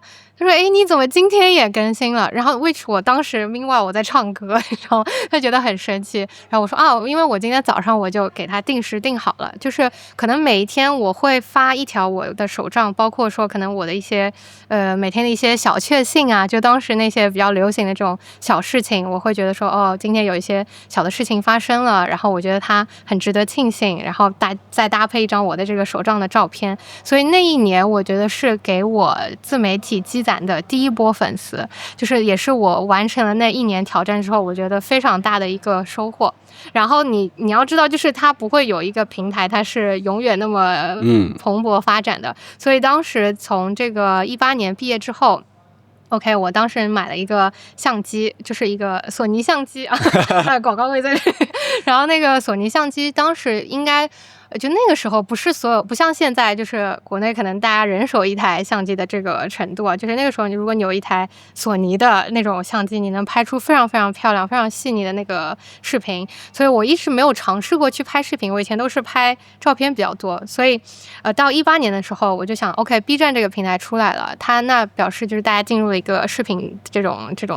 年代。然后呢，我就想说，那我不能只拍照片了，然后我开始拍一些这个视频，然后。在18年的时候呢，我就开始做这个生活方式类的，因为你有的时候可能拍手账，它的群体比较小，那你在扩展到生活方式的时候 ，OK， 那个平台会发现说，哦，你拍得很好，然后他就开始给我一些推流，所以当时等于说是有外部的一个扶持，再加上我自己也很喜欢创作，再加上那一年我其实是没有那小半年吧，因为毕业到工作期间，我大概有一段时间都在找工作嘛，所以那个时候我就开始做这个视频的自媒体。然后一直做到就是大概，其实现在也有在做，但是再往后呢，大概就是前2年的时候，这个短视频嘛，大家不爱看长的了，然后这个瞬息万变啊，就是开始比如说像国内的小红书啊，然后包括你看 YouTube 它也推了 Shorts， 然后Instagram 的 Reels， 然后它就开始做这种竖的短视频。OK， 那我想说，当时这个 B 站也发展到一个瓶颈阶段，就是你没有这个商业化这个价值，是你到瓶颈了，还是他到瓶颈了？不是，就是他们 OK 广告商也不投这个平台了，然后我发现在这个平台发也没有什么意思了，就是因为你做长视频，它的投入很大，但是呢，你可能这个投入产出比并不是很高的时候，你就会开始想要去找一些新的出路，所以 OK 长视频再转到短视频，然后大概就是过去这2年，比如说我在小红书啊，然后对，主要是小红书这一块吧，可能做的比较旺盛一些，然后发现它的这个商业价值是远超于这个某站的，所以我就会觉得说 OK， 这个转变，这个转行或者说这个转的这个平台角色做得非常的对，所以这大概就是我的这样一个自媒体从照片到长视频再到短视频的这样一个路子。 OK， 那我们聊这个小红书之前，我还想了解一些更多的东西，我就想问一下你那个微博的那个挑战365天，就是我们说做事情有正反馈，就像你最早你卖东西，你看那个销售额滴滴滴滴上去，会有很好的一个正反馈。那这件事情当中有任何的正反馈吗？就是什么促使你能够坚持下来？因为我经常听到有人说，我要去运营这个 Twitter， 那我要去发，就像你这一样，我要发了365天，我每天都要发。我说我要去做 YouTube， 我要先搞上1年，然后我日更或怎么样，对吧？很多人都会去发这个愿，但大多数人都是坚持不下来。但是你是为什么会能坚持下来呢？当时我觉得可能一开始吧，我觉得就是不像现在啊，我觉得可能我发一条内容我会挺有负担的，就是担心没有人看啊，或者是怎么样。但是当时我就 OK， 我觉得我是一个就是对自我审美有比较自信的一个人，我就说我觉得我做的比别人好，我说为什么我不晒出来？然后我就想说 OK， 那我一开始发的时候，其实我不 care 别人有没有点赞，有没有评论，我就觉得我发，然后我做，然后我不去计较，我说我会有什么样的结果，就是我没有一个目标导向，说我一定要达到什么样的一个目标。我 OK， 我很简单，我只是要跟365天。然后同时呢，就是我这个人可能比较。就是有一点小小的偏执，就是有点强迫症，因为当时我发文的那个帖子就是叫1-365，然后2-365，如果我看到这个数字断了，我会觉得很难受，然后所以这个是可能我坚持下来一个小小的一个事情。然后其次就是随着你发的越多，然后你会收到一些留言，然后不管它是小，就是不管你可能只有1条留言，你也会觉得 OK，有人喜欢，那这个是我觉得非常大的一个鼓励吧。就不管说，包括你看，像到现在，我也会收到很多私信，就是有的时候我做不下去的时候，我有把他们的私信都截图下来，就我会觉得说 OK， 我做这个事情是有意义的，不管是对他人来说，还是对我自己来说，这个是一个有意思的事情。就像我之前说的，如果我不想我quit的那个公司，是因为觉得没有意思，那如果说这个事情有意思，那我就会一直这样做下去。那做小红书有意思吗？我看你现在在小红书上很热闹啊，今天去日本了，然后明天又去日本了。我觉得他这个有意思，跟我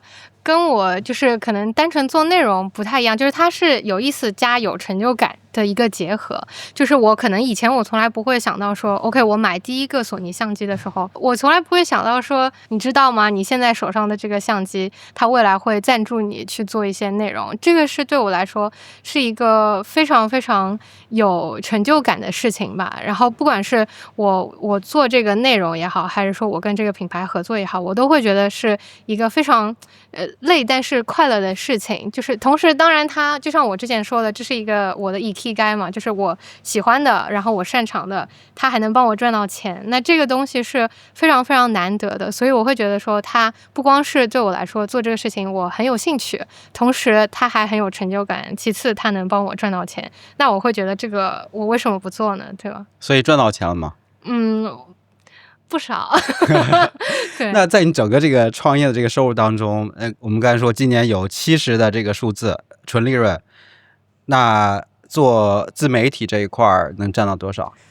如果要按比例的话，我觉得可能自媒体是6，然后文创是4这样子。对。但是自媒体这个呢，我觉得它是纯粹取决于就是我要不要接那么多商业合作。也就是说还有很大的 potential。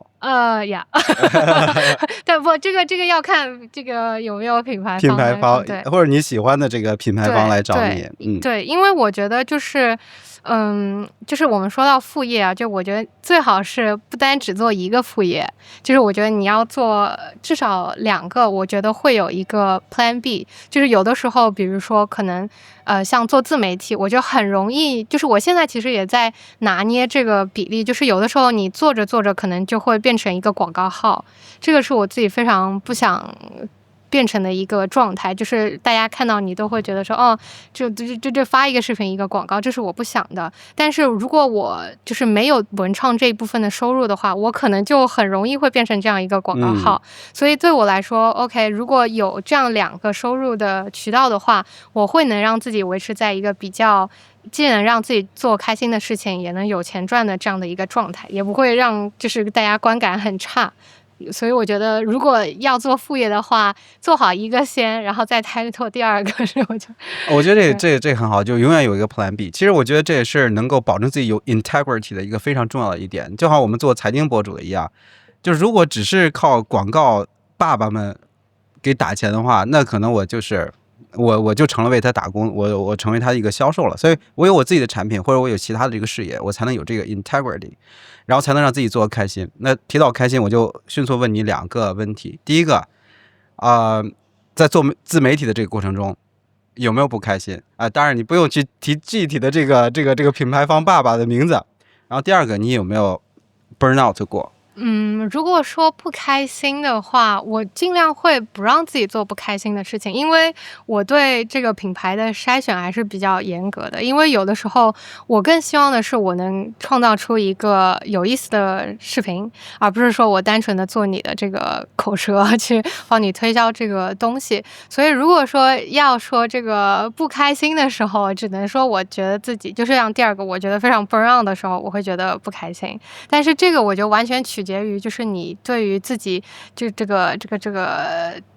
压力要不要做这么多，你是想要赚更多的钱，你还是想要做一个比较好的平衡，就是我赚钱的同时我也没有那么累，就这个是我觉得需要自己去掌控的一个事情。我觉得目前为止我觉得还算可以，就是我尽量，如果我真的 burn out 了，那说明我真的太贪了，你知道吗？就是如果我真的 OK， 我要接很多广告的话也可以，我能赚很多的钱，但是我会burn out，那我就会不开心。那我就想说，哦，那我赚少一点，那我可能维持自己一个比较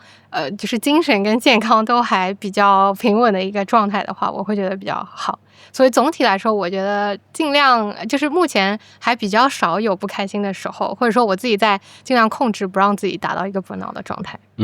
那我们刚才说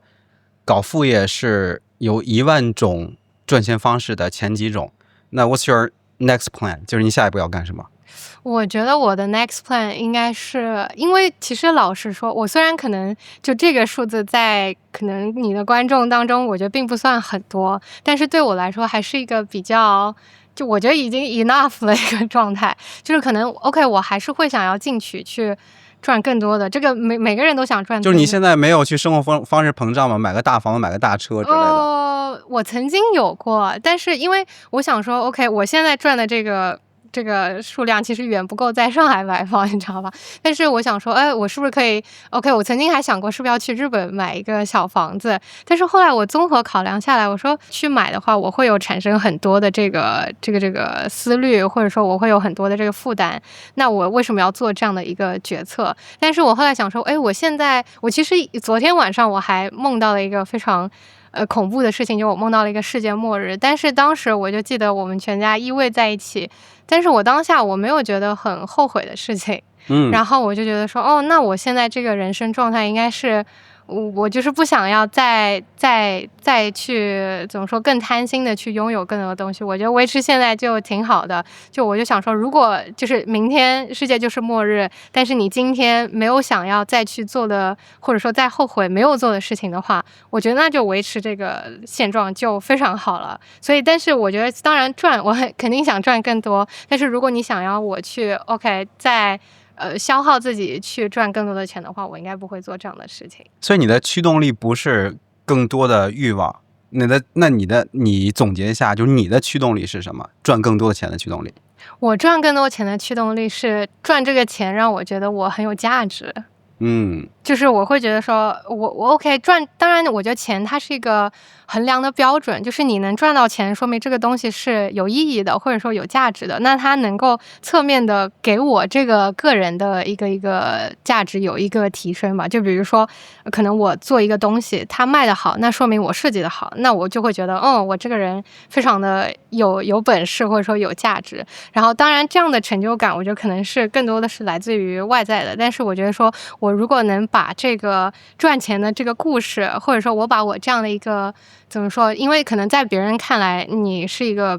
kind of 比较成功的人，那我把这个故事再分享出去的话，那可能是另外的一种成就感。但是首先我得达到一个世俗上的这个成就或者说成功的这样的一个定义，我才能把这个成功的经验分享给更多的人。所以你的下一步的 plan 就是要去分享经验了吗？我希望是再达到一个更高的所谓的成功，然后呢才能分享给更多的人，或者说大家才会觉得你这个成功 OK 真的很成功这样。那你还有 YouTube 频道，咱们其实也合作过，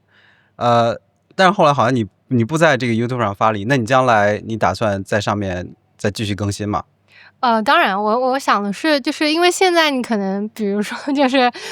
小红书这边可能它给到的商业价值比较高，但是我其实更想做更多就是关于我个人成长这一块的内容，就是其实在我的整个自媒体的这个 content plan 里面，就是效率数码这一块是比较就适合就是广告商接入的，但是其实更多我想分享就是我的个人成长，包括像我们今天的这种谈话，或者说我的表达欲其实非常的旺盛，但是可能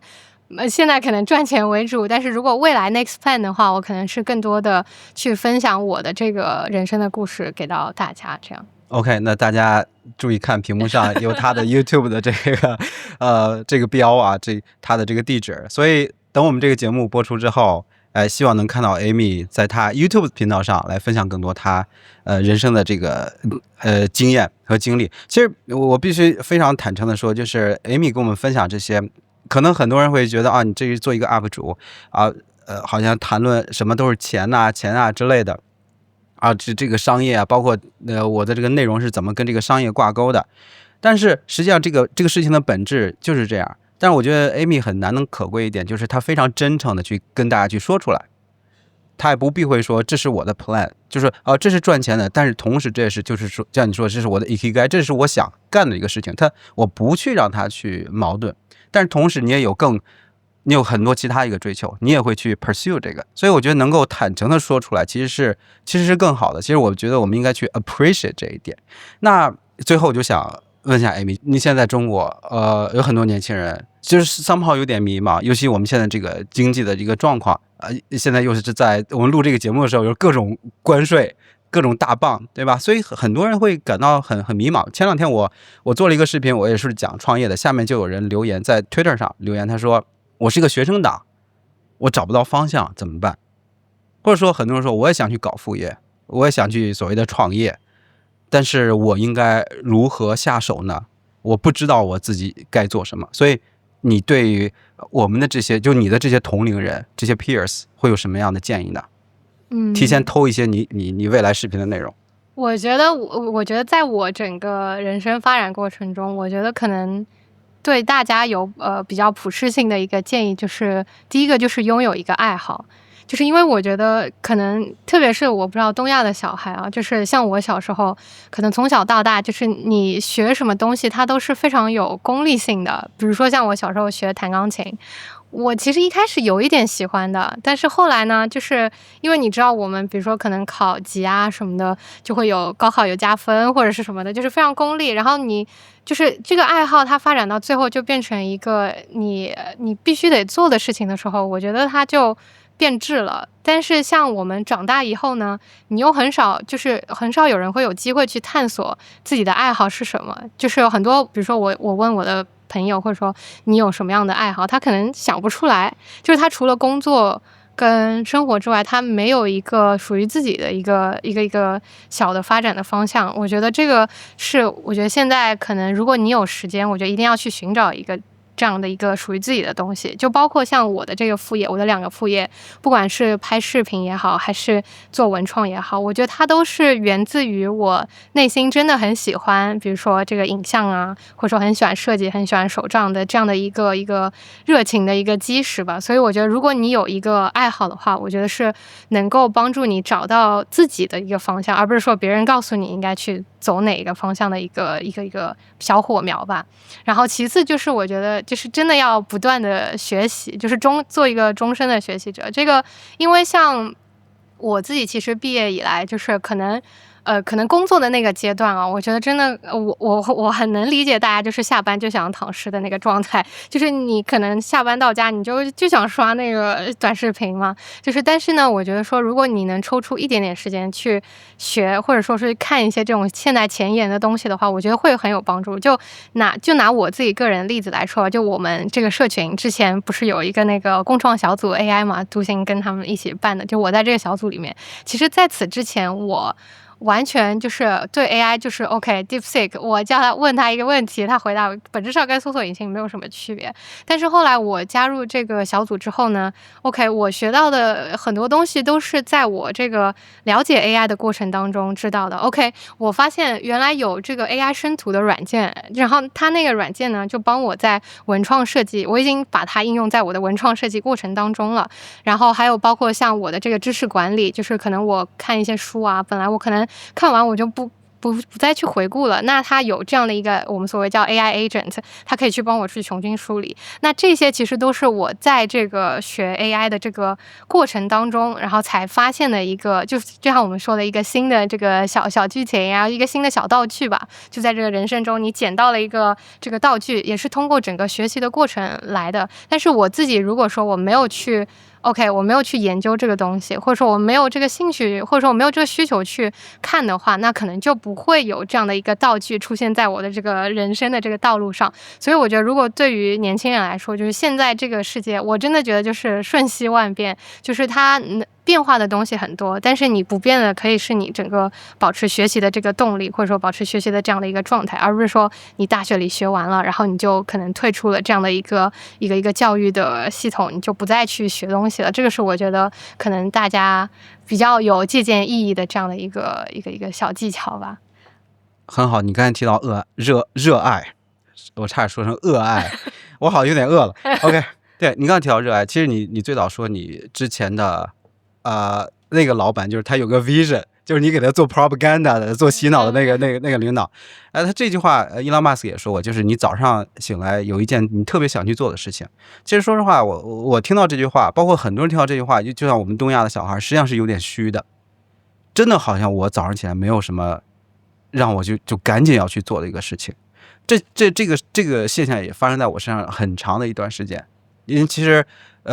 更早期可能咱们有些不一样，更早期我可能更多是一种求生的一种需求。哎，我需要去赚钱，普通的这个赚钱的路子，上班这个赚钱对我来说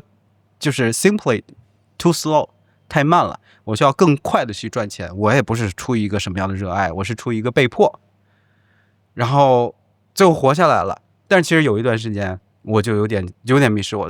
失自己，就是我到底喜欢什么？我其实没有爱好，就是你说的这小镇做题家我也做的不好，所以也没有什么热爱。其实咱们有点像，之所以现在有这个频道，有这个 podcast， 也是出于我对摄影、摄像，包括对这个音频这些东西的我热爱。我听 podcast 听了得10几年，我是中国可能是最早的那一批听 podcast 英文 podcast 那些人，就是刚有 podcast 这个软件的时候我就在听。所以其实很多时候我们需要去找，其实不一定你没有，你真的去 rediscover， 去真正去想这些你热爱的是什么。如果你真的没有，你就应该想办法，就是底层逻辑嘛，去培养你所热爱的这个东西，得让自己变成一个有趣的人，就是有 passion 的人。所以我看到你，我感觉浑身是有能量的。我觉得这一点是非常非常的重要的。然后不断的这个学习。那刚才这个你说到这个 AI， 我看啊，我有没有带？你看，你记得没？咱们当时给咱们这个、对咱们社群做的这么一个 logo 吧。其实当时我们就用了些 AI， 我觉得其实就能反映我们今天聊的有2点。第一个就是不断的学习。当时说有点这 AI 的这个东西，我就说，Amy，咱应该用 AI 整一整，是不是快呀？对吧？能够快一些。后来当时就搞了。然后第二个反映了你刚才说的一点，那就是把它完成比完美要好。对啊，我们当时就把它做出来，很快就把它做出来了。包括我们设计的这些东西很快就做出来。我也跟你体验了一把，就是从一个产品从0到1，从无到有，因为我以前从来没有做过 physical 的这些东西，然后咱们做了那么一个本子，然后最后把它做出来，我也体会了那种兴奋感。所以我也是完成了这一圈，我发现我还是要做我自己喜欢的事情，做能够满足我需求的这种产品。我觉得我有了一些答案，也期待将来能够跟 Amy 我们去合作，来共创一些有趣的一些产品，来吸引跟我们类似的这些人。OK， 那感谢 Amy， 那大家一定要去关注她的频道。那我们下次再聊。好，谢谢。非常期待，就是1年之后，我们再看一看你会有什么样的变化。好。OK， 收工，看好了。